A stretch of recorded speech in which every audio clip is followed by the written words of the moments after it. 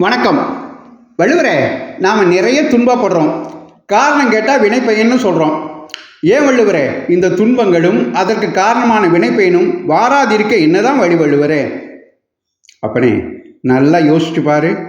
நம்ம துன்பங்களுக்கெல்லாம் காரணம் நமது ஆசை, கோபம், அறியாமை. இந்த மூணு தான்.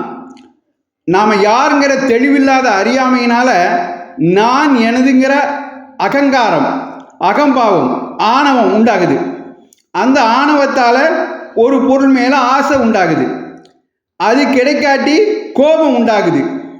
இந்த அறியாமை, ஆசை, கோபங்கிற மூணும் நம்மை ஆட்டி படைக்கிற வரை துன்பங்களும் வினைப்பயனும் அவற்றால் பிறவிகளும் வந்துக்கிட்டே தான் இருக்கும். அறியாமை, ஆசை, கோபம் இந்த மூணும் பெயரளவுக்கு கூட இல்லாத நிலை நமக்கு எப்போ வருதோ அப்போ துன்பங்களும் வினைப்பயனும் ஓடியே போயிடும். இதைத்தான் காமம், வெகுளி, மயக்கம் இவை மூன்றன் நாமம் கெடும் நோயின மெய்யுணர்தல் அதிகாரத்தில் 360வது குறளா எழுதி வச்சேன். அடடா, அற்புதமாக சொல்லிட்டீங்க வள்ளுவரே.